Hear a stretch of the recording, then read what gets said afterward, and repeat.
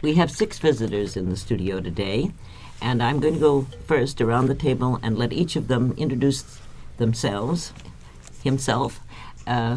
Peter? Well, I co-authored The Politics of Escalation with Franz Schurmann, and recently I've been trying to catch up with what President Nixon has been saying about Laos. And your name is Peter Scott. Our next guest comes from Le Monde, from France, and by way of behind the lines, Pathet Lao, I believe. Yes, I'm Jacques de Cornoy from Le Monde in Paris, and I cover the Southeast Asian problems for my newspaper. I'm based in Paris, and I go to Asia once or twice a year. I'm Barry Weisberg, and I work with the Bay Area Institute in San Francisco. I'm Jim Burnham, a graduate student in Japanese Studies at Berkeley. I'm Franz Schurmann and work with the Bay Area Institute in San Francisco on Pacific problems. I'm Tomoe Kojiman, and I'm a graduate student at Berkeley from Japan. Most of these men have been intimately concerned with the problems of the whole Pacific area over a period of considerable time. They would like to range rather widely over those problems in the discussion we're going to have today. And I believe the instigator of this idea is connected with the Bay Area Institute. Perhaps either Franz or you, Barry, could explain to the audience something about the Bay Area Institute. The Institute is a nonprofit educational group who seeks to do research for the purposes of action around problems of regional economy in the San Francisco Bay Area, in microcosm, and in macrocosm around what we take to be an emerging Pan-Pacific strategy centered between San Francisco and Tokyo. And part of the work of the Institute is concerned with beginning to identify this strategy and understand it. And that will take the form, hopefully in the near future, of a 3-volume Pacific Rim reader, beginning with a volume on the sort of theoretical statement about the Pacific Rim, the second volume focusing on the Asian side, and the third volume on the West Coast. Well, I would judge that the thing which perhaps is most confusing to the American public at the moment is what the real significance is of American policy in regard to the war in Vietnam and its overflow into Cambodia and Laos. Are we, by any chance, going to get out of that part of the world? Well, I think that's almost a stale question now. Now that the truth is coming out about Laos, I think people are beginning to see what was Nixon's real strategy in talking about Vietnamizing the war in South Vietnam. It's no longer a secret that all through last year, when he was talking about Vietnamizing the ground war in South Vietnam, what in fact he was doing was very radically escalating the air war up in Laos. Nixon sees them as 2 parts of one war. Agnew sees them as 2 parts of one war. They are 2 parts of one war, and I think there can be no ambiguity now about the fact that Nixon intends to win in Southeast Asia, even though just as much as Johnson did, although he may be prepared to take much longer at doing it, and he's certainly interested in bringing down the level of American casualties and the direct cost to America of the war. What he's been doing in Laos, I think, quite unambiguously shows that he wants to win, even if it means violating what's left of international agreements in that area to do it. Well, what would you say the administration means, and as apart from what it says, when it uses the term the Vietnamization of the war? Well, Franz? I guess all of us can sort of comment on that a little bit. I might sort of start it off by saying I think it involves 3 things essentially. One, it involves a shift from emphasis on ground combat manpower as the instrument for winning the war to air power. The varieties of air power, the extent of its use, the massiveness of the bombing is completely unprecedented in the recent history of the world. The number of sorties, 20,000 a month in Laos, the varieties of helicopter gunships, the use of pesticides and herbicides. I think Frank Harvey's book on the air war in Vietnam has only begun to describe it, and that was sort of true for 1966. And since then, there's been considerable further technological development and use of air power. So I would say that's one aspect of Vietnamization. Let's illustrate that further by a tactic that's been used ever since the latter days of Westmoreland, namely that you use the infantry to flush out the enemy, and then you pull the infantry back immediately, and in comes the firepower, artillery and air power and helicopter gunships and anything else they can throw in. The second part of Vietnamization, I think, is the use of Asian troops to defend enclaves. That is to say, that the function of the ARVNs is not really to fight with the NLF troops. I think they've demonstrated that they can't fight or don't want to fight and are capable of doing much more than defending territory. So the hope is that the popular forces, the regional forces, the ARVNs, will hold on to what they have, suitably equipped, of course, or supported by American air power. And the third aspect, I think, was revealed through Operation Phoenix. That is, you use a variety of paramilitary and parapolitical devices to what they call root out the Viet Cong infrastructure. And this is ranged all the way from assassination of NLF officials, arrest of suspects, and in other words, pretty much the same sort of thing that Diem tried to do for the decade or so of his rule. So I would say that is the essential. Those are the essential elements that are involved in Vietnamization. As Peter said, that the idea is that if you can hold with all three of these things, the war may last for a long while, but eventually, as Douglas Pike says, it may fade away, leaving the Thieu regime, to which the United States is completely committed, entirely in control. The fly in the ointment is, of course, whether it's all three of these things are possible. One is American air power, even in all of its immense forms, sufficient to weaken the forces of the NLF or the Pathet Lao or the North Vietnamese? Secondly, are the ARVNs even capable of defending these positions? I mean, just lately, as we read today in the newspapers, that an ARVN outpost collapsed, attacked by NLF troops. And lastly of all, Operation Phoenix, there's no question about its cruelty and its determination to root out the infrastructure, but it's certainly subject to very serious doubt whether they've been able to do it.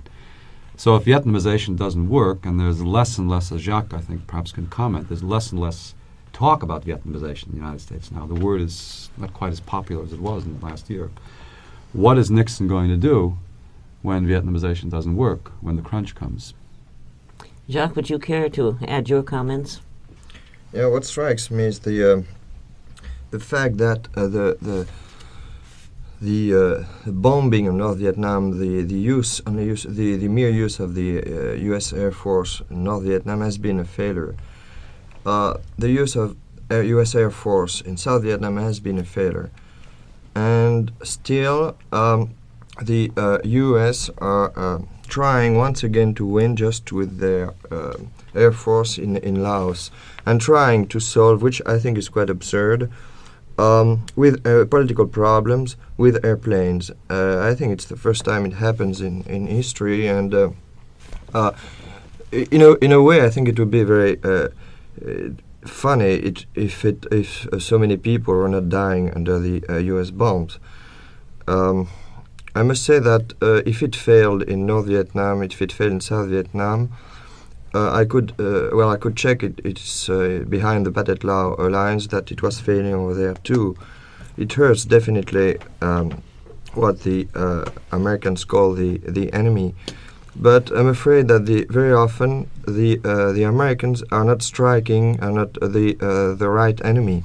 They've been trying to destroy the NLF by bombing the North, and now they are trying to destroy the. They say they are trying to destroy the Vietnamese Communist forces by bombing the Pathet Lao territory. But actually, they don't bomb the North Vietnamese in Laos. They bomb the Pathet Lao population, which is different. And I would even say that in the long run, they are working together with the communist movement. Because the more they bomb this population, the more they push towards communism, towards the revolution, the population, the civilians, the peasants. That's one thing that struck me in Laos, that all those refugees were to leave their farms, their villages, and were now living in miserable conditions in the part of the country that's controlled by the right wing. Well, those people, I don't know what they were before, but I'm pretty sure that now they are becoming more and more sympathetic to the Pathet Lao, and because they just want to go back to their farms, to their villages, to their paddy fields, and if they can't, it's because of the U.S. intervention and not because of Hanoi's policy in Indochina. So I think it's a complete failure, military and political and social failure everywhere. Peter? The alarming thing about this is that the American generals don't realize that it's a failure. They're still thinking in terms of body counts, there are only X many people on the other side, and at a certain point they will have killed them off. And this became very apparent in '68 at the time of the Tet Offensive of Khe Sanh in the northern part of South Vietnam.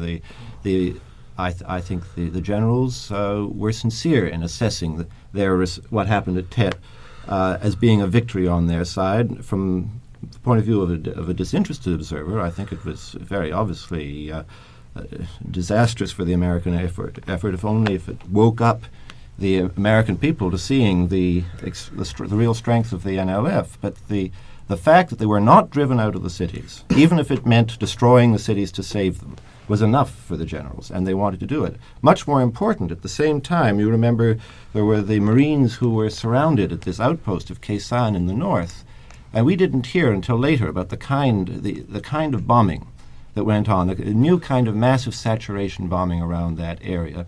And one of the very alarming things about Townsend Hoop's book, The Limits of Intervention, is that he reports from inside the Pentagon what the assessment of that episode at Khe Sanh was, and the fact that in the end the post was not overrun, even though it took very heavy American casualties. The generals again regarded it as a victory, and they told Washington that there had been 20,000 North Vietnamese troops massed around Khe Sanh and that they had been eliminated by the use of air power.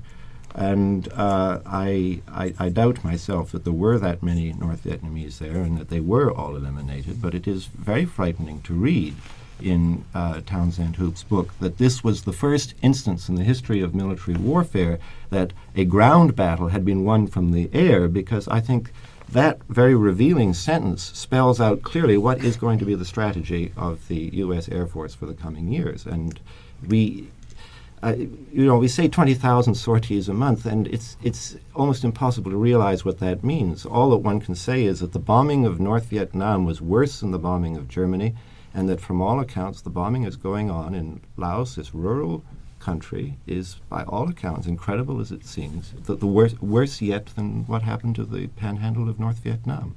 Then the Plaine de Jar is being treated, is what you're saying, in the same way that we have treated North Vietnam and a lot of South Vietnam. The last forced evacuation of the population of the Plaine de Jar was to render it a free strike zone, which they have used B-52s against, and who knows what they intend to do next. Well, I would say that the Plaine de Jar, which is not most of the time not well known by the public opinions, either in Europe or in America, has been treated that way for 6 years now, not only several months, as lots of people think. But I would like to add some remarks. I think that the automatic consequences of this kind of war, it's broadening. It's the broadening of the battlefield. The Americans bombed North Vietnam because they could not win in South Vietnam. At the end of 1964, when there were first serious talks about the possibility of bombing North Vietnam, the ARVN, the South Vietnamese armed forces, pro-American forces, were completely beaten on the battlefield by the NLF. And then the battlefield was broadened, and North Vietnam was almost completely destroyed, except a few cities. And it failed. And then the U.S. Air Force switched from North Vietnam to Laos, and once again the battlefield was broadened. And now my guess is that once again, because this policy fails in Laos, in North Vietnam, and South Vietnam, Cambodia might be bombed. At least the Vietnamese sanctuaries, so-called sanctuaries, in Cambodia, and why not one day or the other, the strongholds of the communist Khmer guerrilleros, because it's usual to say in Washington that, and in Saigon and in Vientiane, that actually the Americans and the royal forces of Vientiane are not fighting the Pathet Lao but North Vietnamese.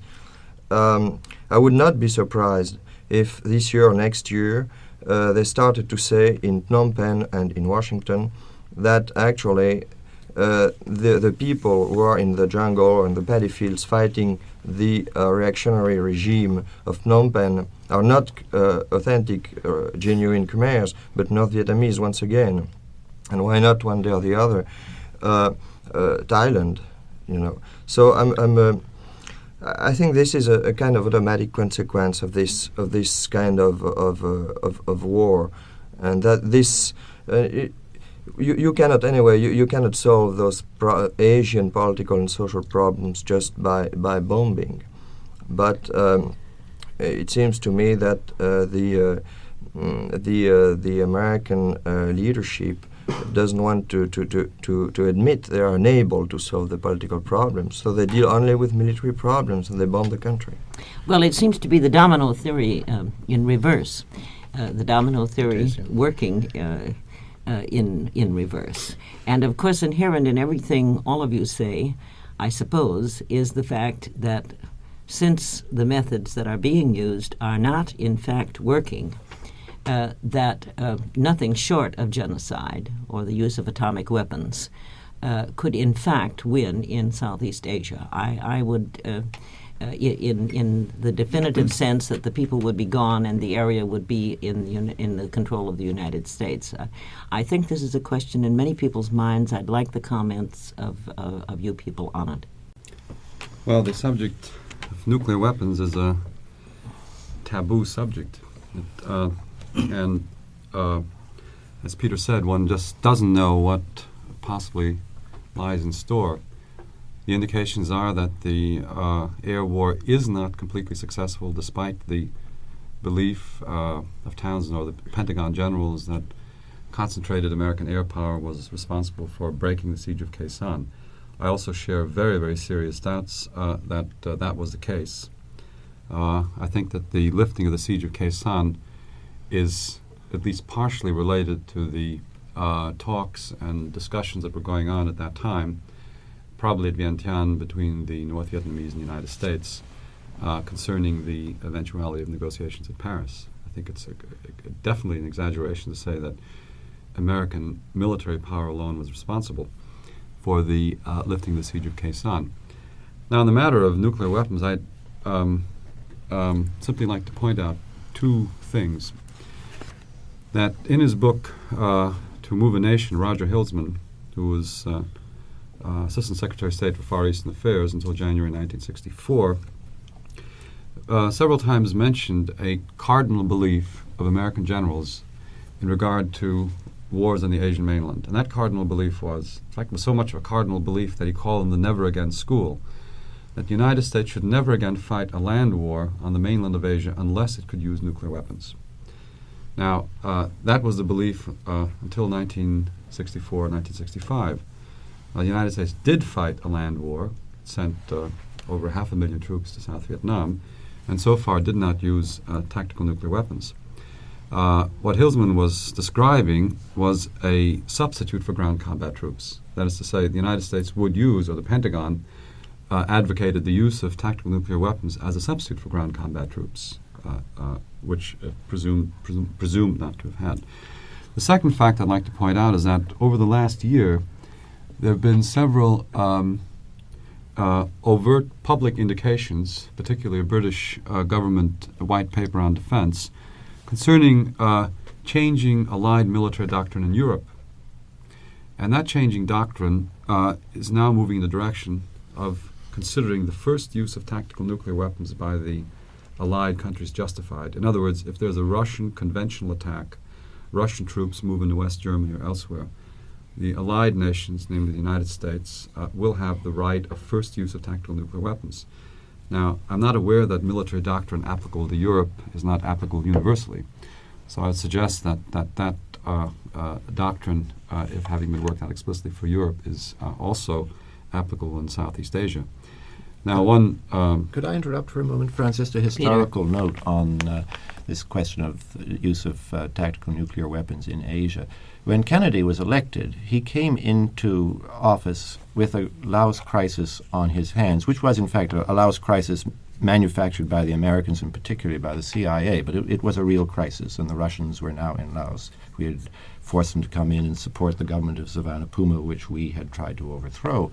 And the reason that Kennedy did not put troops into Laos, well, there were two reasons. The main reason was that he didn't think we would win, and the sober estimates from the military experts supported that theory. But the other reason was that the generals were saying, we must make a military stand in Laos, and it is necessary, if we are going to make a military stand, to give us in advance the right to use tactical nuclear weapons if necessary. And Kennedy said no on that point. He was not willing to, he was quite willing to consider the use of troops, but he was not willing to give, in a sense, a blank check to the generals on the use of tactical nuclear weapons. And this created a great deal of tension inside inside the administration in the first year of Kennedy's administration, to the extent that an article was leaked in Fortune magazine towards the end of 1961, which dealt simultaneously with the Laos fiasco and the Bay of Pigs fiasco, and put the blame squarely on Kennedy in both cases, and said that it had been a shocking violation of the whole strategy of limited warfare that the Americans had developed to, in the end, renege on the use of tactical nuclear weapons, because all the planning had been made on that basis. As far as I know, the sort of military plans are still there. There's still that kind of plans, and we're now back in a Republican era. Is there any, supposing nuclear weapons are not ultimately used as we continue to entangle ourselves in these various situations, is there, in the view of you people, a chance that the people of these countries can, in fact, defeat us, so that we have to leave?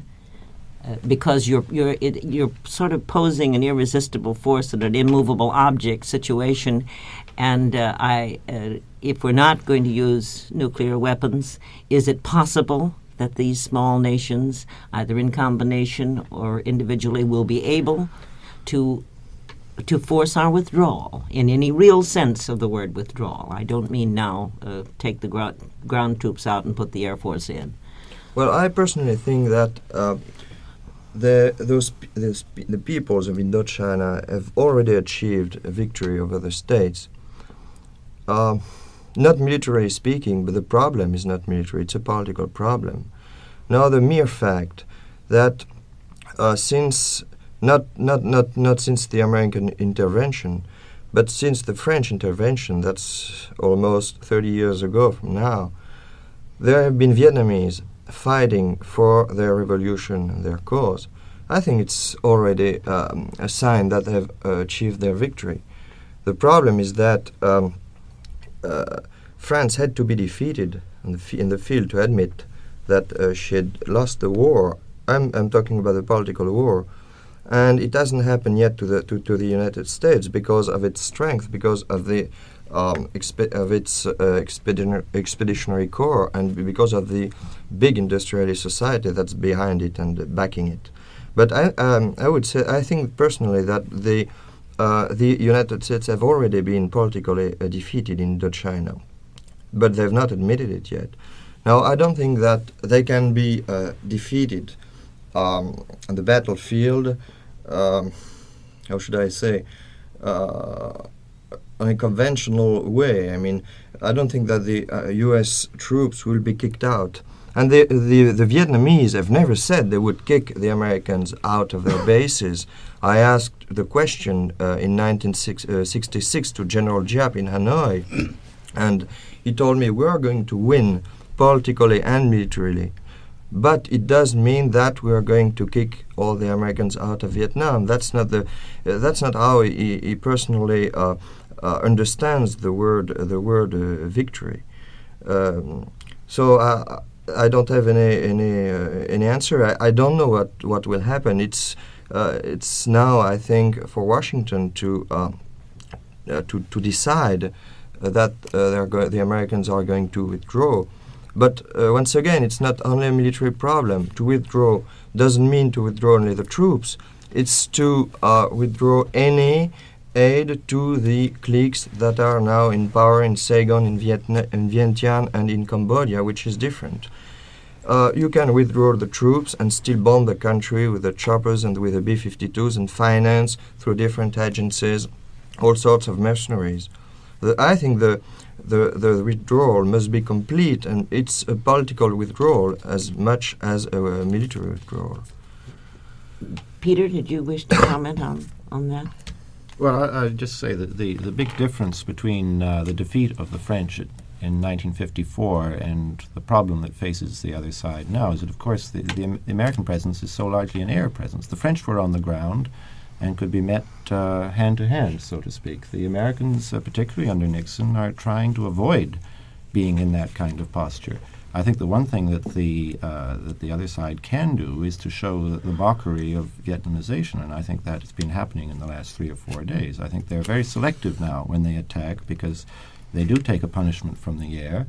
But when they do choose to attack, it seems that this Schroeder firebase that was overrun was something that was given a great deal of coverage in the TV when it was handed over in a great as a sort of showpiece of Vietnamization. And what did they say in the paper this morning? That only one man was awake when it was overrun or something? It's not a very good argument for Vietnamization. Barry? What strikes me about the behavior of the American military in Indochina is the extent to which it resembles the behavior of politicians domestically in the United States. I mean, it's the same outside agitator theory which politicians in the United States use to talk about and to divert attention away from the real causes of the trouble here, so that rather than dealing with the problem at the University at Berkeley, in terms of the structure of the university, they tell us that it's somebody who came from outside the university to cause the trouble, and turning the attention away from the problem. And in Indochina, rather than admitting the nature of what's going on in Vietnam, they change the arena of the problem to Laos or to Cambodia or to Thailand. A complete failure to accept the reality of the situation.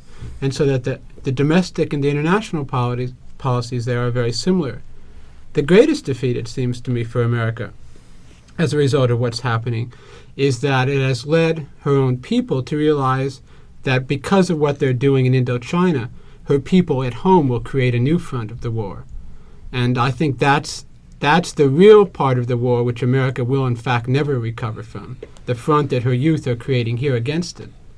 Well, what would you people say were our real goals in Southeast Asia? Is it to actually, and in the flesh, dominate all these countries overtly? Is it to somehow appear to withdraw and turn part of the responsibility over to other Asian peoples, including the Japanese, for example? What would we like to do if, in fact, the public at home and the resistance movements abroad allowed us to do it, or do we know? Well, it's. I think there's been a lot of discussion. I think never. People haven't reached complete unanimity on as to why is the United States fighting so intensively in Southeast Asia. I mean, all of us have participated in discussions of this sort for the last 5 years. So is the government. And so is the government. For more than 5 years. And the reasons have been many and varied: economic, political, cultural, historical, and many others. I would like to say that regardless of the original reasons for this incredible American involvement in Southeast Asia, that now that the United States has no intention, does not desire to withdraw from Southeast Asia. That is to say that the United States, whether it had it in the beginning or not, now has such an investment, economic, political, moral, cultural, now traditional almost, that it cannot withdraw. Immoral. That the threats that Dean Rusk has made periodically and that are still being made, that if these countries don't do more to defend themselves, the United States will withdraw back into its shell, is an empty threat. That given the way the world is, the way the United States is at present, that there is no possibility for the United States withdrawing unless there is a very major change in the situation. Now, I may just cite very few things, and one, I would say that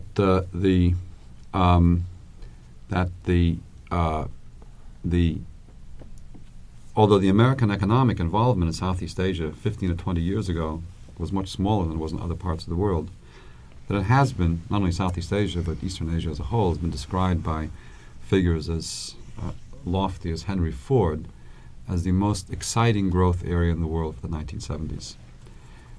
There's been a rush of American capital into the area. One might simply sort of cite the new oil investments in Indonesia, partly motivated by the fear that Middle Eastern oil might no longer be available. There's been a rush of American investment in Taiwan and Japan, of course, in Southeast Asia, and on a very spectacular scale in Australia. So others can perhaps elaborate on the subject, but that the American economic involvement has become very critical. Yeah. I'd just Peter? like to add to that if we look at the history of this American economic involvement, it has grown up in the shadow of the war. I mean, the fighting began again in 1959 in Laos in a small way. And traditionally, by all our models, you would think that, if a situation deteriorates into fighting, that capital would be frightened and might stay away. But in fact, the exact opposite happened. The moment that you got a renewal of polarization and forces to push the United States into that area is the point when the capital starts to come in as well. And it's a very special kind of capital. Franz was talking about oil, and in fact the Department of Commerce statistics suggests that something between 38 and 40% of the investment in the area is petroleum investment. And it has been giving a very high rate of return. And you were talking about the sort of the strategic overview, Franz, where they're worried about Middle Eastern oil drying up and so on. But I think it's just a very ample return on investment at the present time. In fact, Business Week suggested in December and again in January that the average rate of return on investment in that area is 34% per year. So that in 3 years you've got your investment back. It is indeed a very exciting area from that point I think of view. Peter has, if I may just pinpoint, has come out with a very exciting idea, namely that the war has created its own economic rationale. I mean, whether that rationale was there to begin with. Yes, I'm not convinced it was there at the beginning, but it is now a reality. Right. And it is, people have adjusted to it, and some people were slower to adjust than others. And of course, you see, I mean, it's very foolish to think that the war in Vietnam or the war in Laos is about investments in Vietnam or investments in Laos. This was made very clear in 1965 by the vice president of the Chase Manhattan Bank for Far Eastern Operations, and he said in a printed interview in a magazine called Political, he said that he had been very encouraged by recent American actions in the war in South Vietnam because it had removed investor doubts for the whole area.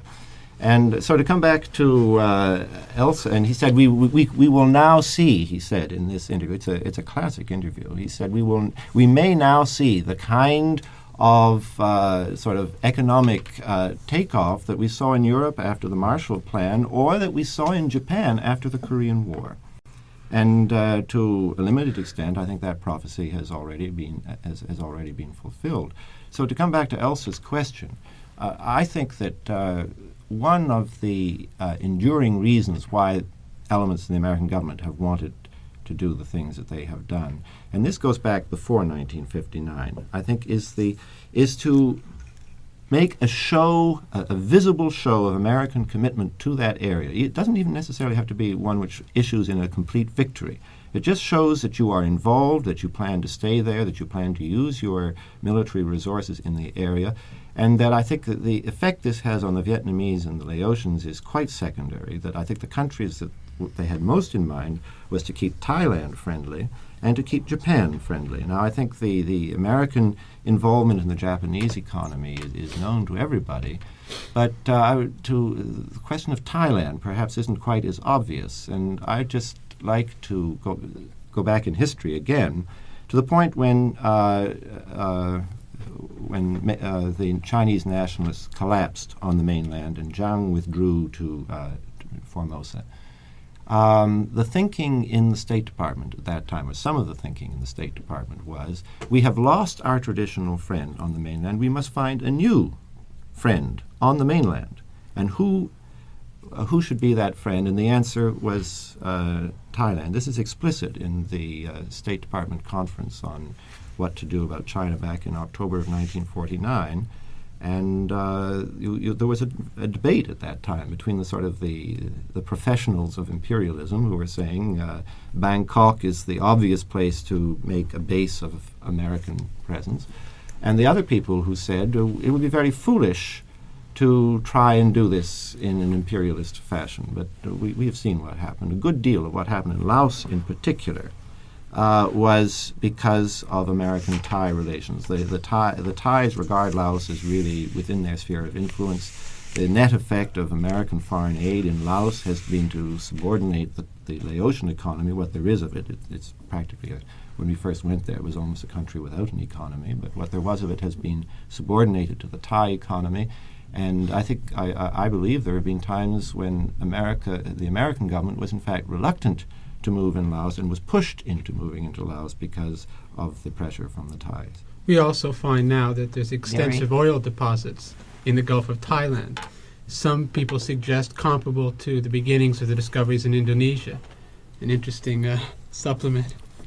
I would like to say, you mentioned this post-war history.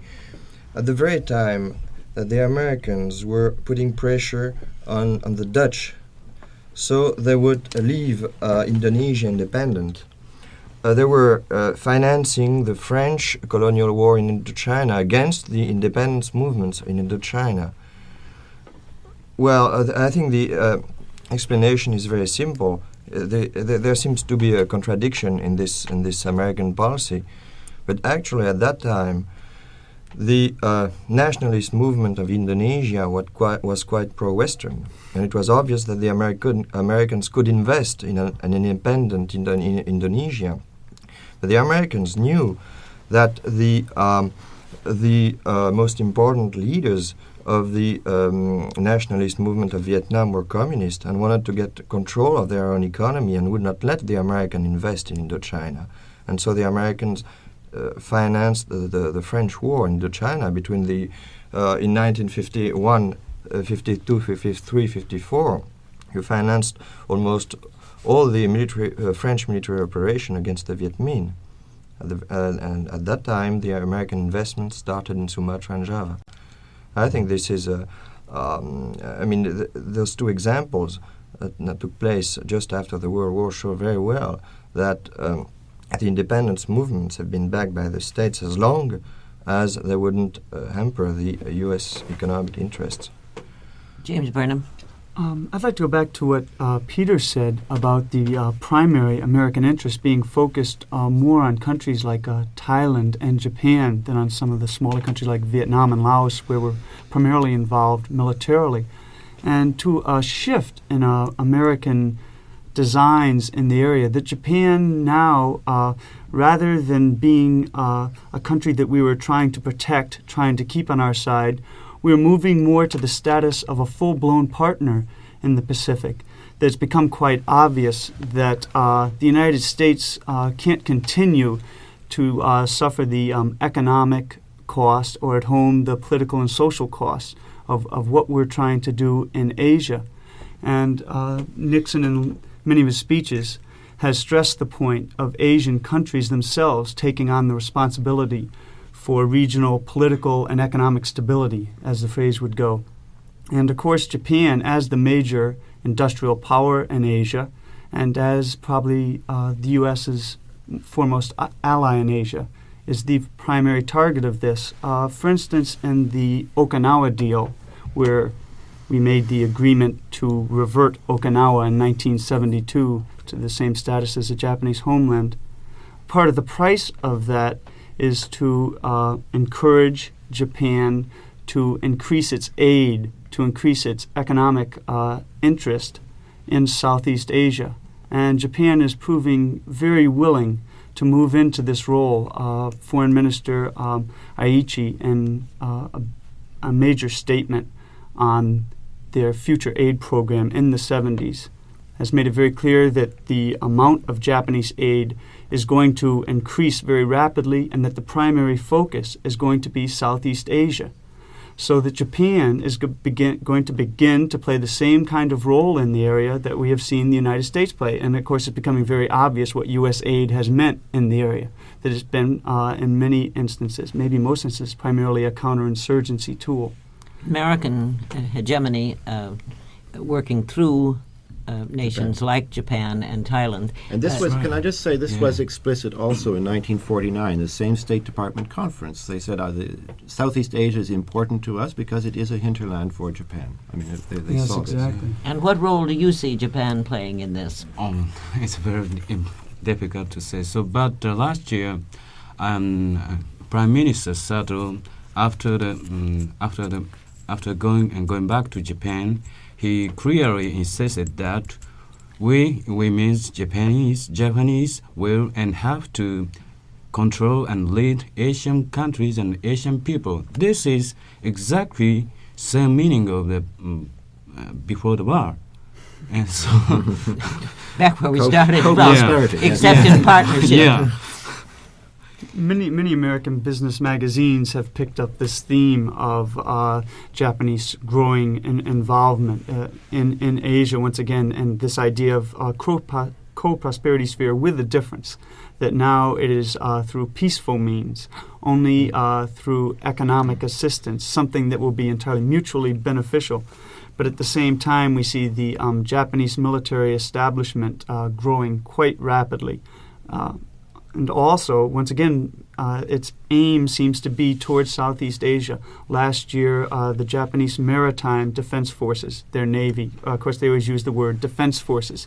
Japan does have a peace constitution. Article 9 prohibits a military establishment in Japan, but what is really happening is that they are rearming around this clause. And last year, this Maritime Defense Force sailed to Singapore, to the Straits of Malacca, which is vital to Japan. 90% of their oil, which of course is crucial to their whole industrial establishment, comes from the Middle East through Southeast Asia. This is one example of what Southeast Asia means to them. Also, Japan is beginning to export arms to Southeast Asian allied countries. And the Okinawa statement seemed to have a few holes in it.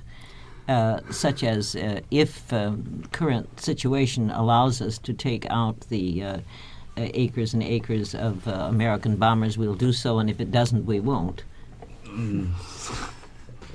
So yes, that's exactly true. So, but that there is also agreement, a statement, and concerning the situation which you said, and if there is a happening in Taiwan or Korea. So, Prime Minister Sato said that Japanese take deeply into consideration of this situation. This means is that maybe I think in my mind, Japan and Japanese defense forces will participate in this war. This is very, very high possibility. And so now still there is a very, very debate concerning this problem. So, but gradually this the trend of the Japanese feeling concerning the rearmament and also making the nuclear weapon by herself, I think this is very, very possible. And so this is possible future. We will be able to see this fact. Well, do you think, because one heard so much about the peace movement in Japan and the left-wing movement Yes. in Japan, in your view, is it strong enough to to really interfere with the overall picture that all of you have been drawing of Japan's role in the Pacific? I'm very, very pessimistic because last year, so recently for 2 or 3 years, there was a very big student movement in Japan, and so nowadays this trend of student movements extended to the high school students. So, but nevertheless, on the other hand, Japanese police force is also very, very growing larger and larger. And so, the end of last year, I guess, mostly Japanese universities, in Japanese universities, student movement exactly were suppressed. And so now, the Japanese university is said to be a very, very usual and very, very normal situation. And so also, but there is a possibility which you said, and that is to say, and there is a very, very big new leftist movement, so-called Beheren. This organization has a relationship with the United States, and Franz Schurmann knows one of the leaders of Beheren, Oda Makoto. So, but this is only one of the leftist movement in Japan, and there is a bigger organization rather than Beheren. That is an organization led by trade union. So, but this national trade union, so-called Sohyo, is rapidly become conservative. And so, this organization are very, very big. And so, therefore, this organization cannot take an action at the very, very crucial time. And so, I am very, very pessimistic concerning this question. Did you have something you wanted to say? Has anyone else a comment to make on this specific issue, James? In the near future, in June, the Mutual Security Treaty will renew itself. Of course, this is going to be the major focus of the whole Japanese peace movement, resistance movement. But what apparently is going to happen, as happened in 1960, where we saw the demonstrations of incredible size in Tokyo, but the result was that the security treaty went through, the Prime Minister Kishi stepped down, and the Liberal Democratic Party just stayed in power. So possibly the biggest price that the movement can extract at this time will be to see Prime Minister Sato step down and someone else take his place at the head of the LDP. But certainly the Mutual Security Treaty will be renewed, will remain in effect, and the partnership between Japan and the United States certainly remains intact. Do all of you feel that that China is simply non-existent in this in this situation? That it begins with Southeast Asia and ends in Japan and Korea, because China is there, and it would have an effect on what happened in Asia if there were active involvement. And I'm talking now about military involvement, possibly, or do you feel that the present state of China, insofar as you are acquainted with it, precludes the intervention of China into this to the rest of this Asian situation? Peter? I think one of the first things the Americans made sure of before the war became a hot war in Vietnam was to reach some kind of de facto understanding with Communist China. And I don't know when exactly that was reached. It may have been reached at a meeting in Warsaw between the Chinese ambassador and the American ambassador. I believe it was July 30th, 1964, 4 days before the Tonkin Gulf incidents. Sometime about that time, there was, and it may have taken more than one meeting to become clear, but there's a book put out by the Council on Foreign Relations by Kenneth Todd Young, on the negotiations with the Chinese communists, and he makes it clear that the Americans gave this message to China, or reached this understanding with China, that America would bomb North Vietnam, but it would not destroy North Vietnam, and it would not invade North Vietnam, and it would not try to render North Vietnam non-viable as a country. And the Chinese, on their side, let America understand that it's the other half of the coin. That if I believe it's been suggested that if Hanoi or Haiphong proper were bombed, and some people say if the dikes system was destroyed, so that the river valley of the Red River was flooded, then China, anything in short, in general, anything that contributed to the destruction of North Vietnam as a country would bring the Chinese communists in.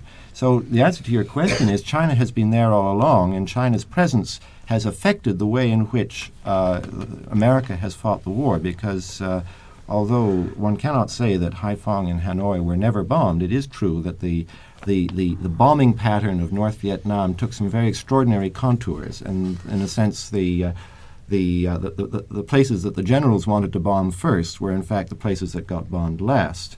And it can be said also that we gave up bombing North Vietnam when there was nothing left to bomb except targets which would have brought in China. So in that sense, China has made its presence felt, but not directly. I think that Franz?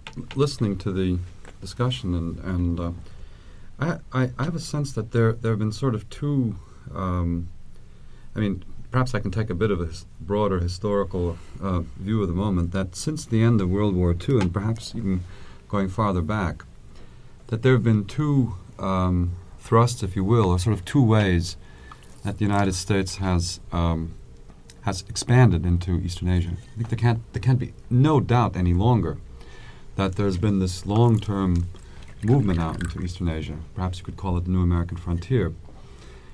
And I think one was indicated by the remarks made earlier that the United States generals feel that they could achieve, or felt that they did achieve, victory through air power at Khe Sanh. That is to say, one of the thrusts has been obviously military, but the notion of smashing any possible threat to that American expansion. Now, they smashed Japan militarily in World War II and have engaged in a series of military actions since then. But the philosophy has been rather consistent. Now, I think when Peter says that China was in there all along, that is absolutely correct. I think there's no question about it. That the notion, and I would say that the general's notion, or those sort of thinking in military terms, that if you can smash whatever the threats are, whether they're insurgencies or Chinese expansionism or Russian expansionism or the communist threat or whatever the case may be, that if you can just smash those threats, then the rest of it will take care of itself. That is to say, then through a process of benign neglect or intensive investment, that things could be done. Now, the other thrust, I think, is a much more interesting one. I think it's one that's that actually has been called the Pacific Rim strategy, or the expansion into the Pacific. It's the sort of thing that people at the Stanford Research Institute talked about many years ago. It's in the minds of many businessmen on the West Coast, certainly in the minds of many Japanese businessmen. And that, I would say, is a thrust more toward organizing a whole region. Now, ever since, you might say, really since the United Nations was founded in San Francisco in 1945, there's been this other thrust, that is to say, let's organize the world. Well, the United Nations certainly was founded not as a free and equal group of nations, but clearly a group of nations to be dominated by the United States. And in 1945, I don't think one has to be a leftist to argue this, for the simple reason in 1945 every other nation was destroyed except the United States. I mean, I would have said and would have thought so. That's just obvious. The United States would dominate any kind of United Nations by virtue of the fact that it was the only country that was unscathed.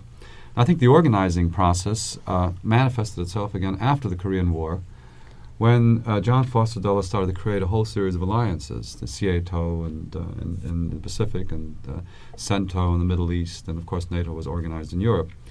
And then that organizing thrust, if you want to use the term, was there was a deviation from it in the Vietnam War, when again you went back to the notion of military victory, because it turned out that SEATO and the former colonial powers, Britain and France, or other powers like Pakistan, weren't interested, and except for South Korea, no one sent troops. So you went back to sort of the military thing. And now, perhaps again with a Republican president, you're moving back to the notion of organizing the region, organizing it regionally, partly for purposes of defense, partly for purposes of exploitation, partly for purposes of assuring American interests. Now, the reason for the switch, and this, I think, is quite obvious. The United States has been defeated. I think Jacques was quite correct. That the United States has been defeated, that the Vietnamese people have scored an extraordinary victory. Now, in that organizing process, which now takes place under conditions of greater relative American weakness than at earlier periods, that American economic resources are not as unlimited as they were before. We are in a period of inflation, balance of payments problems, and so on, not to mention domestic unrest, which is putting many more claims on the limited resources of the government than was the case in earlier periods. But also, we have the fortunate circumstance of a very powerful and growing Japan, that's to say a country in the capitalist camp with all these resources, stable, peaceful, except for occasional student riots, and so on. And the idea, of course, presents itself quite naturally that why cannot Japan be utilized, manipulated as part of this whole process of organizing the region. Now, I think the interesting thing now is, and which is different from the earlier periods. I think earlier we had I suppose one could go back to the 19th century. I mean, first you had open door, and then you had war, and then you went back to, let's say, similar policies. You had an alternation of a victory first, the military policy, smash them down, and then let's see, to an organizing phase, and then back to a military phase. Now the two things are going simultaneously. It's just like there's inflation, simultaneous inflation and recession in the United States. Now you have the simultaneous pursuance of a victory-first policy with an extending war in Indochina, but at the same time a resurrection of this organizing thrust that involves, as Barry will speak about in the future, involves the west coast of the United States, involves the west coast of North America, involves parts of Latin America, not to mention Japan and Eastern Asia. But the simultaneous push of a search for victory with their power and sort of new things, and at the same time this thrust sort of toward organization. Now we've gotten away from Elsa's question on China, and I think Peter was quite right in pointing out that China has always been there. I think part of the I would say there's a sort of, let's say, unspoken reason for staying away from the China question, because up till now the conventional dialogue has always been, what are Chinese aims in the region, or what are Russian aims in the region? Is there Chinese expansionism or not? And that the United States was never looked at, that is to say, as a sort of prime factor. And I think that's why I think it's very important first to see what the United States is doing, how it's pressing out, and then see what the Chinese reaction is. I would make only one brief comment on the Sino-American, so-called Sino-American understanding, that there were conversations and contacts between the Chinese and the Americans is well known. I mean, Young describes it in his book, and we know that the negotiations did take place at Warsaw before they were temporarily interrupted, presumably by the Cultural Revolution. My feeling, though, is that I don't see how there could have been an understanding, because I don't think the Chinese would have accepted any verbal assurances from the United States that the United States wouldn't attack. There's kind of a story current that because the United States assured China it wasn't going to bomb China, that Mao decided to unleash the Cultural Revolution. I think that the United States may have given the assurances, but I doubt very seriously whether Chairman Mao decided to unleash the Cultural Revolution because Washington told him it was okay to do so. But I do think that China's actions, I see China as essentially a defensive power. I see Russia as essentially a defensive power. And occasionally both of those powers do engage in offensive actions, what's sometimes called active defense. But I think the primary expansionist power, whether it's expanded in this one thrust of victory first or the other thrust of organizing a region, has been the United States. We've forgotten something, go back again to 1959, which is, after all, when, in the sense, the war began or renewed. This amazing propaganda in the United States about what was called the Chinese economic offensive, that somehow China was being expansionist and a threat to world peace by trading, by stepping up its trade with through Hong Kong with Southeast Asia. And this, I think, was very threatening to the kind of long-term grand design which America had for the area, which, as we said before, included Japan and Thailand. And that kind of rapid increase, and it specifically involved Thailand to a great extent, where there is a large percentage of the mercantile population in Bangkok is Chinese.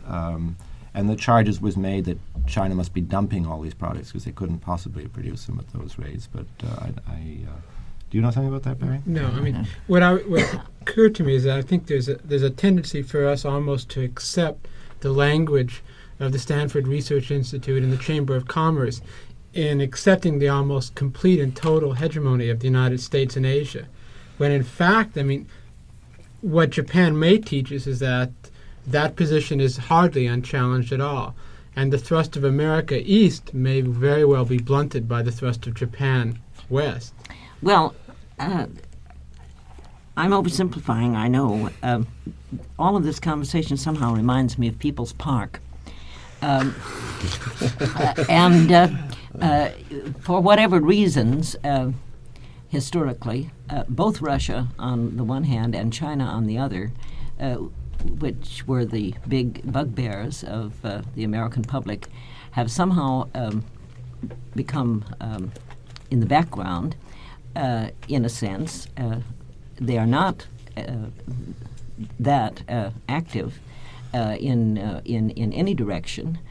And the fact that that we live in the most powerful imperialist nation in the world is very clear. What it seems to me to come back to is that if this problem is ever going to be solved, it's going to be solved right here in the country which is creating it.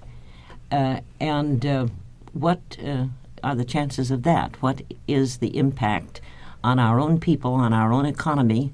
How do we, the people who are creating this world situation and largely dominating it, where do we come into the picture?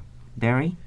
I mean, I think in order to understand that, we have to almost begin with the role Japan is playing in the west coast of the United States, just as on the other side we looked at the United States and Southeast Asia. And in that sense, you find, I mean, Alaska as an example of an increasingly becoming an economic colony of Japan. I mean, I received a remarkable letter from a state official in Alaska in response to an inquiry about their relationship to Japan, and I'll just read one paragraph. Their sort of upfrontness about what's going on is just staggering. I mean, it's a sort of frontier situation which you would really expect, abrupt. Just this one paragraph. The emergence of Japan as an industrial nation, devoid of materials essential to this development, caused it to look to Alaska as a source of these raw materials. Alaska is an extremely favorable geographic location in relationship to the nations around the Pacific Rim. The Japanese were willing to provide part or all of the capital to develop the resources in Alaska. The Japanese have substantial interest in fish processing plants, have complete ownership of a large pulp mill and sawmill, is the consumer of most of Alaska's forest products, and is presently forming a conglomerate to spend millions of dollars to obtain leases for petroleum production. The Japanese provided a portion of the capital for the construction in Alaska of the largest ammonia and urea plant on the West Coast, and helped finance the plant and purchase the tankers which produce liquefied natural gas and transport it to Japan. Japan is supplanting United States Steel in Alaska in terms of mining iron ore deposits, finding that the iron ore contained 3% titanium, that the United States U.S. Steel was not capable of mining such ore, so Japan moved in with its technology. We find also that Japan is the only country in the world whose pipeline producers could meet the specifications for the Trans-Alaska Pipeline, which will transport the North Slope oil. And when you move around the Pacific Rim on the west coast side, you find it as well that similarly British Columbia is practically an economic colony of Japan as well. After the United States, in terms of trade relationship, Japan follows up. Japan, for instance, receives 36% of all the natural resources exported from British Columbia. You find the dependency of San Francisco upon Japan in terms of trade relationship to be almost staggering. And what I'd like to suggest here is that what is happening, in a sense, is that political consolidation is occurring around the west coast of the Pacific Rim in order to further the economic development and the sort of boom mentality which we've been able to describe, and sort of, in a sense, to bolster the economic infrastructure. And if you look at San Francisco, this becomes increasingly evident. San Francisco is essentially a boom town. Fortune magazine, the Chamber of Commerce, everybody applauds this. And they suggest within a 2 or 3 year period that hotel space will increase by 50%, as it is in Hawaii, mostly being built by the Japanese, for instance. And that office space will increase by 25%.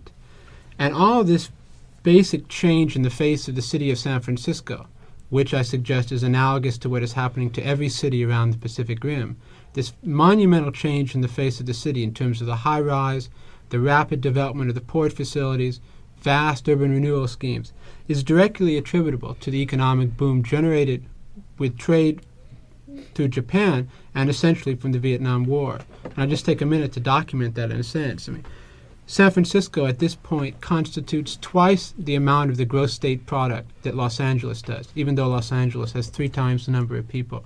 The reason for that is simply that San Francisco is the primary financial center, not only of California and of the West Coast, but I suggest of the entire Pacific.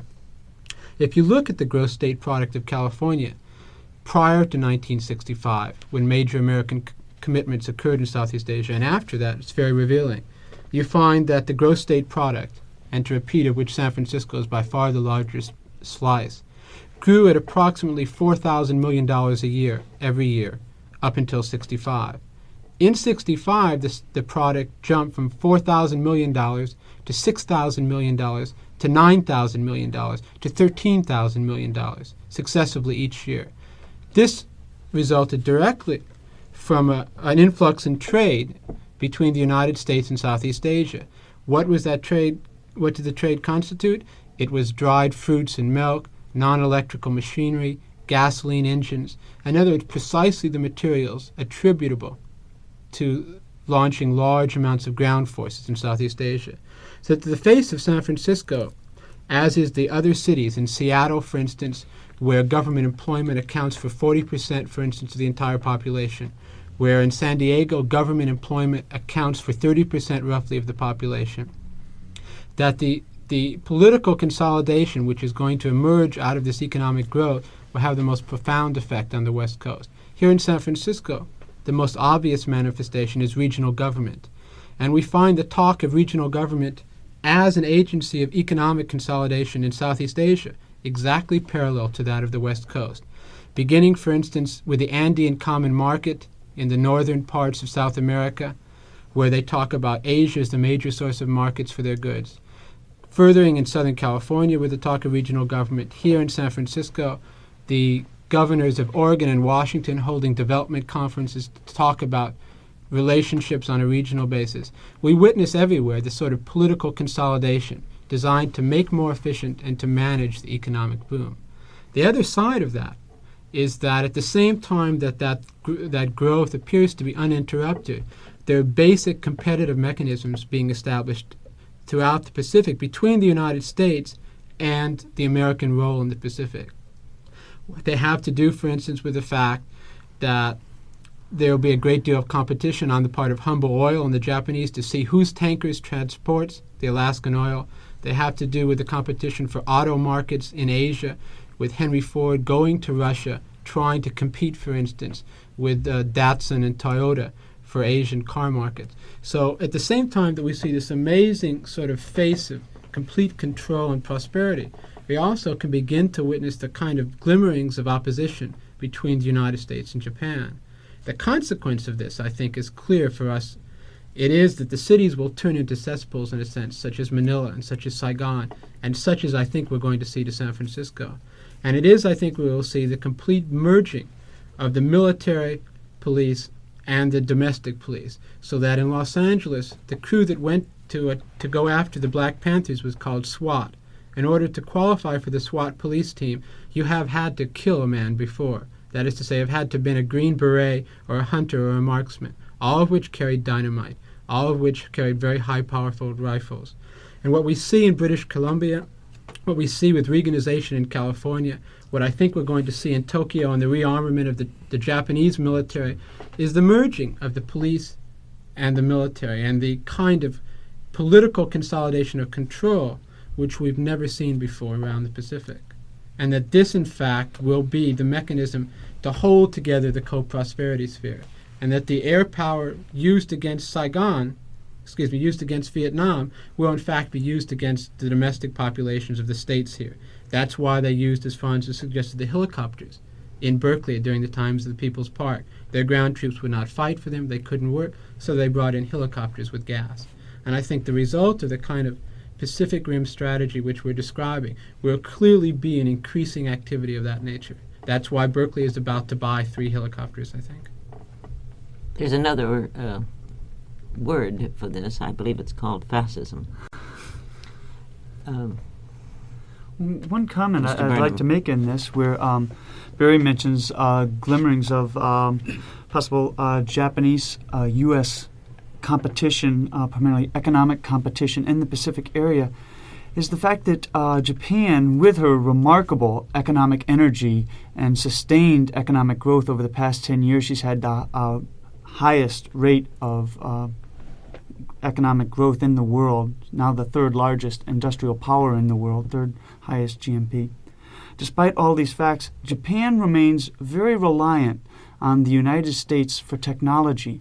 One of the big advantages she's had in the post-war era is that she's obtained technology from the United States by paying high royalties or by allowing kind of nominal investment in Japanese firms, less than controlling interest, at least largely less than controlling interest, at least to date. There's a lot more pressure now coming from the United States.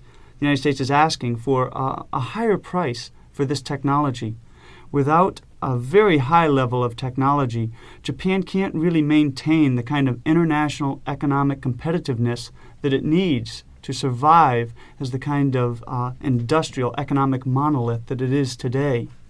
So that if Japan in any sense wants to become economically independent, really compete with the United States, it has to develop its own technology, its own sources of research and development. And of course, the only way it can do this is through a full-blown military establishment, just as we've seen in this country, that the real technology comes from that kind of research that only a military establishment can support. No single industrial firm can pay that kind of price for research.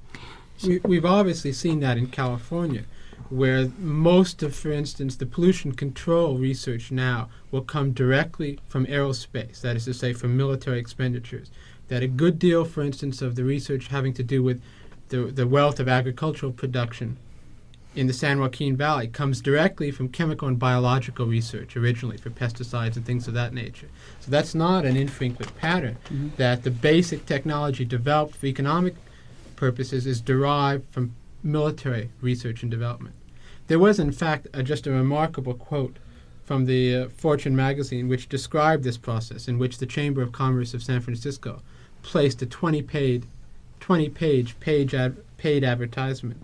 And they said, each time the United States has become involved in a war in the Pacific, San Francisco has served as the major staging area for that conflict. Many San Francisco businessmen are interested in developing Asian regionalism and its promise for the orderly expansion of the economies of the Pacific Basin. Paramount amongst them is California's own. One of the conclusions, I think, which I draw from this kind of discussion, is that one of the paths to stopping the war in Asia might well be stopping the growth here at home, so that a focus of us here in California on stopping the development of the port in San Francisco may well have had a great deal to do with stopping the war if we would have turned our attention to that 5 years ago. So I think that implicit within these kind of understandings are perhaps some new directions for the kind of political opposition which will have to emerge. Would you care to expand on that, Barry? Well, it's what amazes me is how late we are, for instance, in understanding what is going on in the terms we've been talking about. Whereas Wally Hicko and the Chamber of Commerce have talked about their Pacific Rim strategy for a very long time.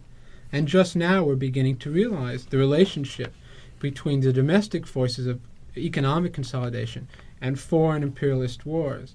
And so that we've learned much more about what's happening in Asia, unfortunately, prior to this point, than we have about what's happened in California and how the two have tied together.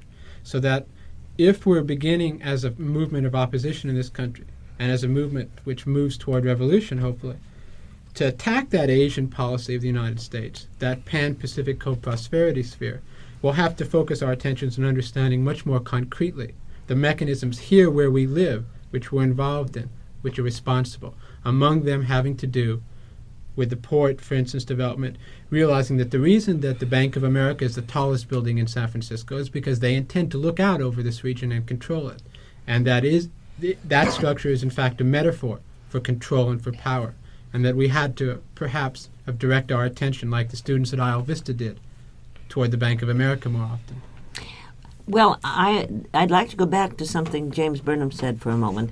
The fact that Japan and the United States may compete economically, I don't suppose you meant that to be interpreted that they would therefore really become enemies, because people have, in the capitalist world, have competed, and even in the military, I believe that in Saigon, the CIA and the Army and the State Department frequently have widely diverging policies, and still they're all in Vietnam. Is there any? Well, so speaking strictly in economic terms, I really wouldn't predict a conflict between the United States and Japan over that area. It seems to me that their mutual interest outweigh any conflict. We could talk in terms of primary and secondary contradictions, and that it would seem that at least for a good long while to come, the primary contradiction, that between what the major capitalist industrial powers want from the small nations of the area, and their agreement, their concordance of interest in the area far outweigh any disagreement between them. But yet there remains kind of a lingering suspicion about any kind of long-range Japanese-U.S. partnership. A lot of the rhetoric today bears kind of a haunting resemblance to the kind of talk that went on in the 1920s between Japan and the United States about the Pacific. Tomoyuki might talk on that a little bit. Please. Yeah. Yes, I think I entirely agree with Jim Barnes, because now certainly Japan and United States concerning the economic interest is a very, very coincidence. So, but now still in the future, Japan will gain the very, very big, enormous economic development. This economic development maybe will be a barrier to the economic development of United States. If so, United States have to defeat the Japanese economy, and also if Japan want to gain the more economic development in the Asia, and especially Southeast Asia, and Japan will have to fight against the United States. And there is already evidence of this fact, because leading economists in Japan and insisted that Japanese government should have the nuclear weapon by herself, not without the aid of United States and without the umbrella of nuclear weapon by United States. And so, moreover, it's hard to explain, but Japanese people's the feeling of Japanese people, and it doesn't change. It don't change. And so they have even now an image or a dream of the controlling over the Asia. And so this is a little bit not relation with this discussion. So, but this fact is very, very important to consider the relationship between Japan and the United States, and also the future of Asia, and because still even now, some Asian countries people say that call Japanese as yellow American or ugly and ugly Japanese. This trend is somehow the evidence of the Japanese feeling which never changed. Was our journey really necessary? Peter?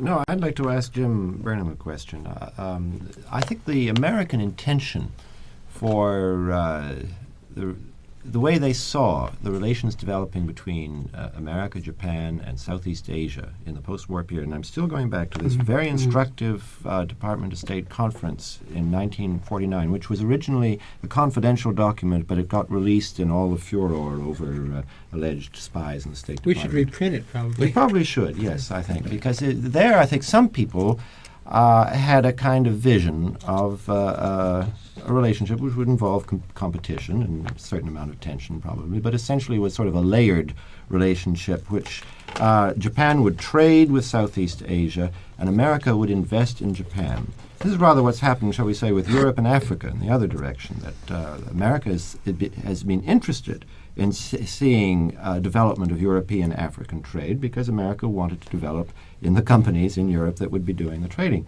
So my question to you is, what has been the pattern of American investment in Japan, and has America managed to retain that kind of hierarchical ascendancy over the Japanese economy that I think they intended to establish? Or is Japan now competing at the top level with America? I think we're really beginning to see that tension emerge very clearly. Once again, referring back to the Okinawa deal, which is, I think is going to probably later be seen as a watershed for a lot of very important factors in this relationship. A big part of that price is the capital liberalization in Japan, that Japan take down a lot of the barriers that it has been maintaining in the whole post-war era for the entrance of American products and especially American capital into the Japanese economy. Now, Sato and the Ministry of International Trade and Industry are talking in a very cooperative way about this. But behind that, Japanese industrialists, Japanese economists remain very reluctant to really open up the Japanese economy to American capital.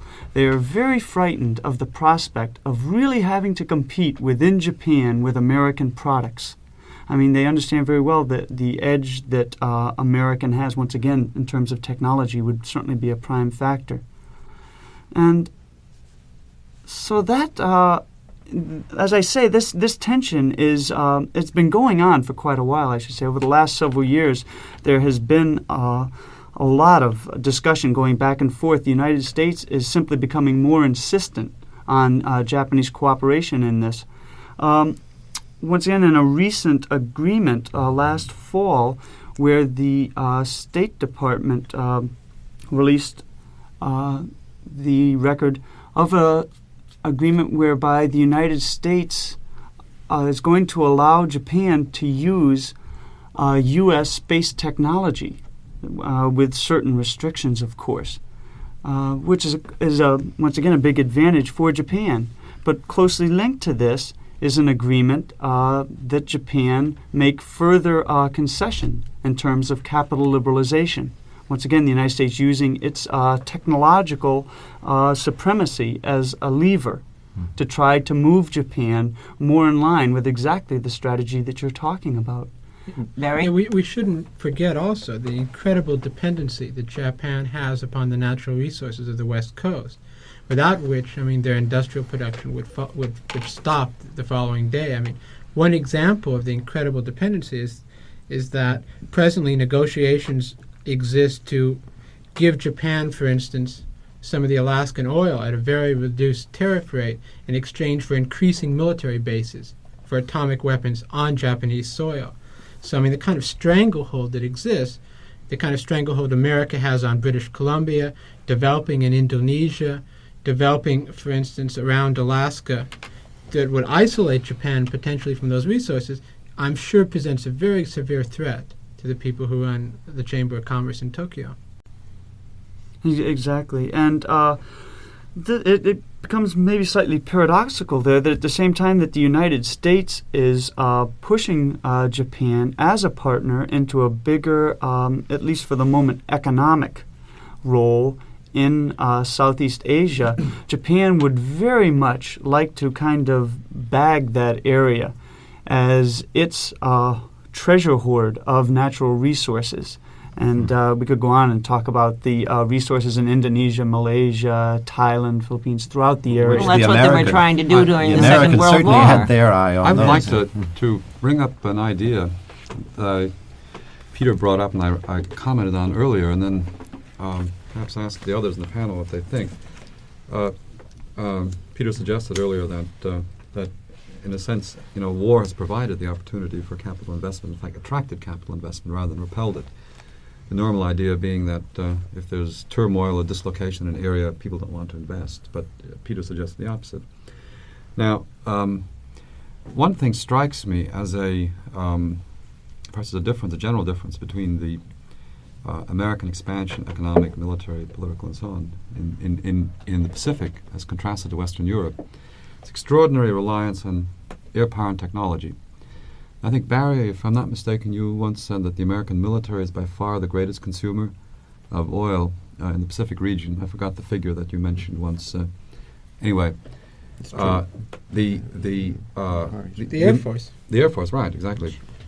That in Western Europe, certainly oil needs in Western Europe are as great as they are elsewhere, but you do have affluent countries with automobile industries. France, I guess it's Japan now, but after Japan, France produces more automobiles than any other nation except the United States and Japan.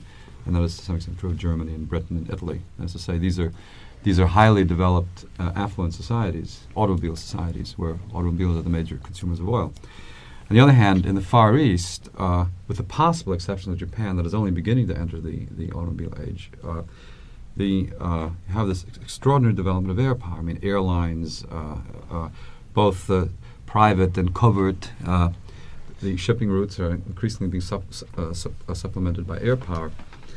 What I'd like to sort of throw out here as a possibility is that whereas in Western Europe, with an automobile-based economy and affluent society, that you've somewhat got the pattern that you have in the United States, or have had in the United States, that is to say, essentially a more or less stable organization of the economy, where the threats now seem to be the threats of to the existence of the environment itself, but rather an economy where overt war, of course, there's covert war in the sense of defense expenditures and so on, have not played a major role.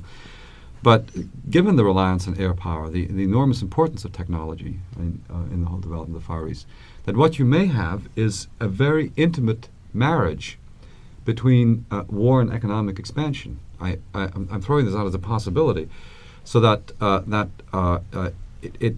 you may not have you may not be able to reach the kind of situation that you have in Western Europe. That's to say, an essentially stable, seemingly stable, settled type of economic organization, but that you'll have the concurrence, the occurring together simultaneously, of war, whether counterinsurgencies, the struggles against China, or whatever other struggles may be, and at the same time this very rapid economic expansion. And the ingredients here, if there's a certain amount of correctness in that picture, the ingredients are kind of horrifying. I mean, it conjures up a sort of a super Vietnam, that is to say, that somewhere in Southeast Asia people will be sacrificed genocidally through a permanent air war or something of the sort. And yet at the same time you have the boom conditions of Saigon and of Taiwan and Australia and Singapore occurring simultaneously. And the prospects, speaking in Herman Kahn fashion, if coupled with the destruction of the environment and the exhaustion of resources and so on, seem to be really quite horrifying. Could I just add one point on that? This might seem to the average listener to be just a kind of paranoia because it's so surrealist. But in fact, not more than the reality. What gives it a certain substance is the fact that the kind of corporations, the kind of industries that have been profiting from this war have been industries with more than the normal amount of political punch domestically here in America, like oil companies, for example. Oil companies, in essence, own both parties in this country.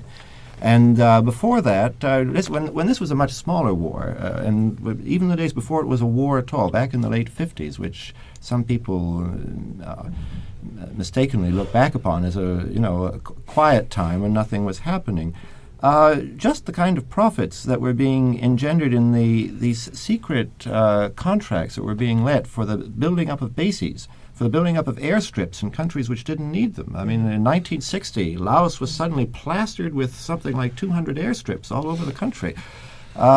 This is a much smaller scale, of course, than the kind of profits that are coming out of the region now, but what is true now was true then, very visibly, that the people who were making these profits were close to political power. A lot of these construction companies that were building the things were ex-OSS men, ex-retired Army Corps of Engineer generals, etc. They knew how to get around the Department of Defense. They knew how to translate their personal friendships into political power.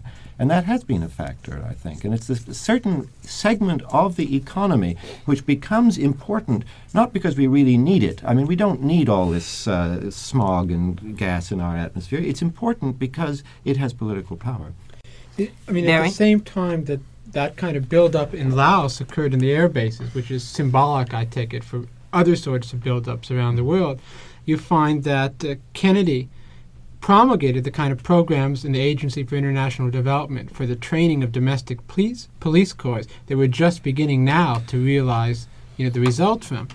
Paul Jacobs estimates that at present the AID has in their training over a million domestic police throughout the world, so that the kind of military thrust simultaneous with the economic, the sort of thing that Oglesby talks about with cowboys and Yankees, will be taking a very different face from what we think about as a military. I mean, much more in the terms that Marcuse describes, much more in the 1984 version than we've ever realized, in which we live, for instance, in cities where people are controlled biologically because of the air, for instance, because of the sensory limitations of sensory experience, because of a whole series of factors which work as political manipulators, though we've never understood them before. And that the direct consequence of the economic development is the kind of control of people in terms of density, population control, and whatnot, which is a form of military which we've never understood before, which is hardly surrealistic. If I pick up on one small point, in 1958, a congressional committee was inquiring into some very real scandals in the U.S. aid program in Laos. They discovered that Laos, which was then a rather peaceful country until we really got in there with our modernization and forces of progress, was a country that had one of the highest ratios of police to population of any country in the world. And yet, as the same congressional committee pointed out, it had one of the lowest crime rates in the world. And so they put the question to the aid officials, why are we putting so many police in there if they don't have any crime? And the answer came back in a perfectly straight way that I think it was the Department of State gave the answer, that we have never considered the suppression of crime to be one of the major objectives in our building up the police forces of Laos. That's in print. You can see it in this Department of State comments, printed comments on this congressional inquiry. Well, if I may get back for a moment to the role of this country in this and the role of the American people, because I do not believe in horror stories without answers. What can there is one factor that I think is very important, and that is that quite clearly it takes anywhere from 18 months to 2 years and a half to get the news, if it's important, to the American people. Everybody now knows how long we've been in Laos, but the American public in general did not know how long we had been in Laos or what we were doing there until quite recently. So that clearly the role of the media in this situation is very heavy. But again, I would like you people to comment, if you will, on what you feel the people who are going to hear or read the material that you have been discussing, what their role in the situation is. because if everything you say is true, then quite clearly the choices of the American people are not great, and they are between tolerating it and not tolerating it. Perhaps just this is the inevitable point one always comes at. What are we going to do? Maybe I could just sort of launch it by saying that I have the sense that for many decades now, and perhaps most particularly now during the Nixon administration, that a policy of benign neglect has been the policy in effect. And that is to say, this is particularly true of the media. That there is reporting, perhaps Jacques can sort of speak about that, who is certainly acquainted with the American media as well as he is with those of Europe. But that essentially there's a kind of conventional reporting in Laos or Vietnam or China or San Francisco or whatever the case may be. And then suddenly a crisis occurred, let's say like the Tet Offensive, and for one moment there was an explosive outpouring of news. And then benign neglect took over again, the sort of the soothing syrup went on. I have this two senses. Do you think it's benign only or also deliberate? I'm simply using the conventional term. I think we all know what benign neglect is. That it is deliberate. But I have two senses now. One is that the rate of progress toward suicide has greatly accelerated. That whether it's from the destruction of the environment, whether it's from an expanding war in Southeast Asia, whether it's from an accelerating trend toward fascism, military and police power in the United States, that the trend toward national suicide is accelerating. And the second thing is that whereas crises did seem to come one at a time in earlier periods, I have the feeling that they're going to bunch up. That is to say that we are heading toward the simultaneous eruption of a series of crises. Of what magnitude they will be, I don't know. Certainly the inflation recession thing is moving towards some sort of resolution. The question of Vietnam withdrawing troops is moving toward a resolution. The question of doing something about pollution, I mean, beside verbiage, is moving towards some sort of resolution. Like hell. So what I'm throwing out here as a suggestion is that that we are we may shortly be seeing a situation where the culmination of many of these crises will erupt. Now, if they, perhaps they won't, I don't know, but my feeling is that this time they will, and that they have to be faced, and that the benign neglect of the Nixon administration won't work. Barry? Well, I mean, Jacques? Yes, I don't well, care who talks first. I just wanted to say a few words about those mass medias you just mentioned. Well, I think that most of the time the situation in Asia, and not only in Asia, very often at home, but let's talk about Asia, has not been honestly or fairly reported, not because the reporters are dishonest. Some are, but not all of them. But because they were looking at the situation through their Western eyes, with their Western eyes, with their Western minds, and it's in a way kind of neocolonialism. That's why I think the emphasis has been put so often in the reports, press, TV, radio, and so on the military side of the problems. For instance, in Vietnam, as if the Vietnam War was a military problem, and I think that it's in a way working for Washington's and Pentagon's policy to look at this problem as if it were a military problem.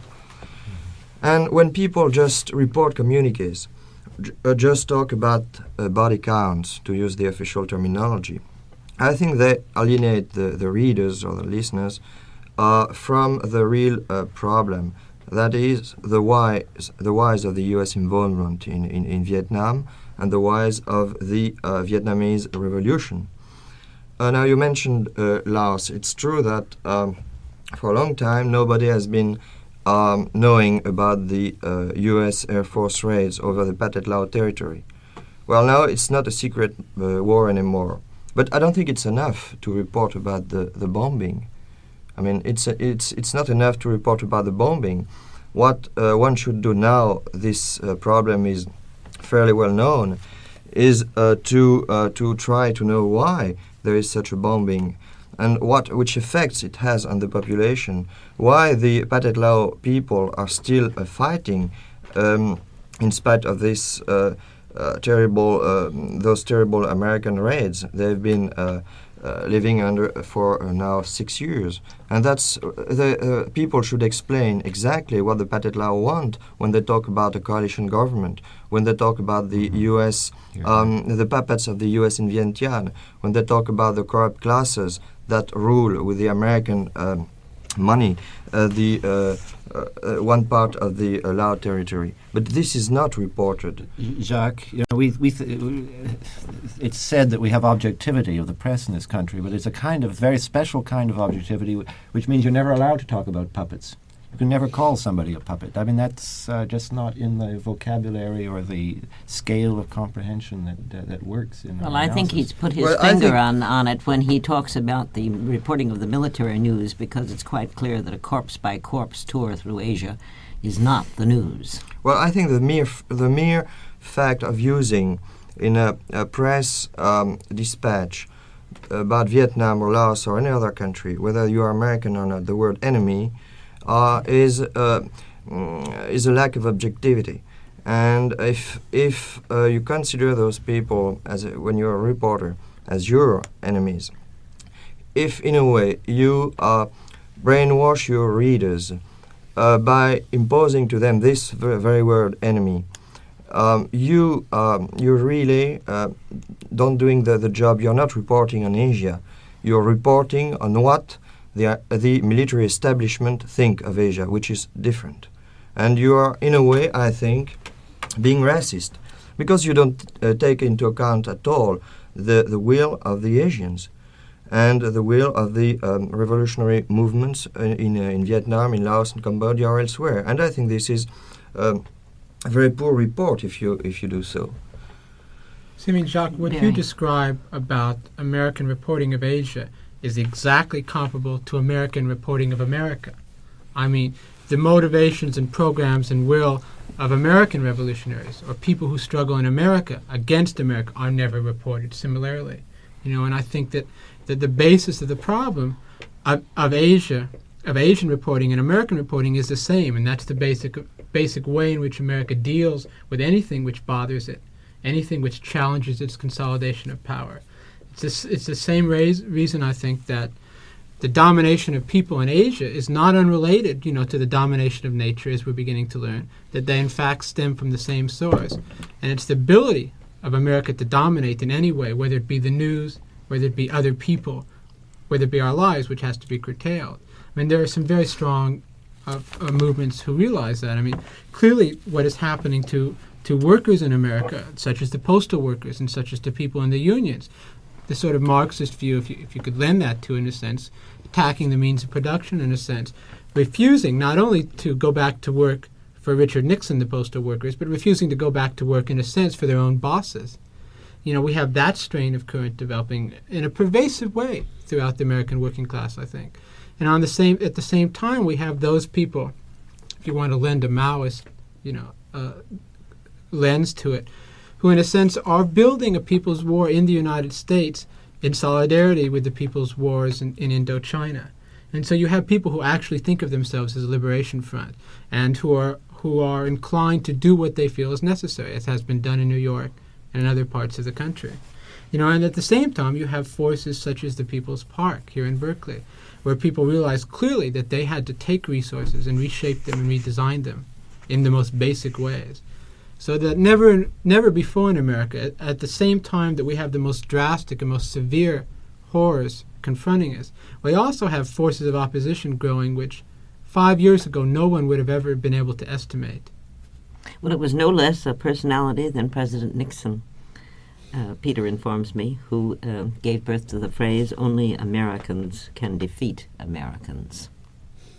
I'm a little worried that some listeners will misunderstand what we were saying at the beginning about the NLF and the Pathet Lao having won because they have survived. I think it is quite true. They have American intentions have been to destroy them by the application of technology, and that effort has failed. But to say that they've won can be very misleading, because America can go on applying that technology.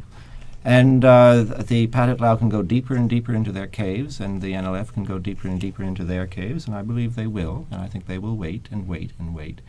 But if we simply say that they've won, it gives everyone the sense here in this country that, well, after all, it's over now, you know. I mean, we have nothing to do. It's maybe we can go on a spring march and see the crocuses in Golden Gate Park or something, but that it's not our responsibility. And a lot of people sort of see, you know, and then if it's a question of violence in this country, it's seen in a totally different perspective. It's not seen in the total perspective of what's happening now in Laos. It's just seen as a sort of a separate problem. So I would just like to say, to qualify that original idea, it's that the NLF and the Pathet Lao have not been defeated, and there's no prospect that they're going to be defeated. But I think that if something doesn't happen in this country, if this war is not stopped in this country, then we may see the 70s turn into a repeat of the 30s, and that local wars in China in the 30s and in Spain just sort of dragged on and on and on, and led to the general militarization of the whole world until the world couldn't take it anymore, and you had the breaking out of World War II. I think if this country cannot do something about its own militarism, if it cannot stop its own generals and its own armies, this will have been the country which was responsible for World War III, and it will be punished then. I would just add, I think we started the launch of discussion. I think we all could have gone on for another few hours. But maybe just one final observation, that I think that the greatest loss that American capitalism and imperialism have suffered from the Vietnam War, they've lost their people. And I mean in the sense that America no longer has people not just to fight for it, but even to work for it. I think the extent to which that the United States is suffering from shortages of manpower is mirrored in the compulsive professionalization of everything.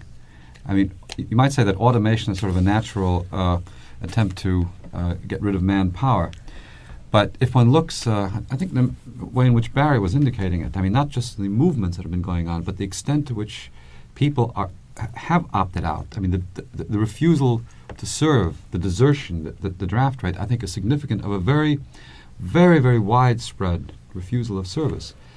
Now, I think where the Laotian and Vietnamese situations are very significant is that it's not just that they have survived, but that despite the most incredible application of technology, which of course can become genocidal and kill everybody at some point, nevertheless, that for reasons which I cannot understand, that somehow the number of people who have rallied their cause has increased. And I think there can't be any doubt, and I think Jacques confirmed this, that the Pathet Lao, after 6 years of the most ferocious bombing, is stronger in numbers and in quantity and quality than it was before. Now you have this kind of paradox. I think that capitalism and imperialism, in a sense, their sole weapons are increasingly technology, and the few men sort of needed to serve as the technology. And on the other hand, that the forces of opposition subsist essentially through human beings. They don't have the technology. Now, I don't think one has to quote Marshal Lin Biao or Lin Biao of China to say that men will eventually win out over technology. I mean, it's I think sort of the battle of the century. I don't think it's hopeless. I mean, and I think that the air of despair that a lot of people have had recently is unjustified. That there is this growing refusal, this. In other words, I mean, people are on our side, not just in a propagandistic sense, but in the real sense. They don't have people. Especially youth. Especially youth. Youth is not with them, and not just the radical youth in Berkeley, but in the high schools, the young workers. And one again, doesn't have to be particularly on the left to see that. And we old professors, we can't produce radicals, but the Nixon administration can produce Yes. Thank you very much, all of you.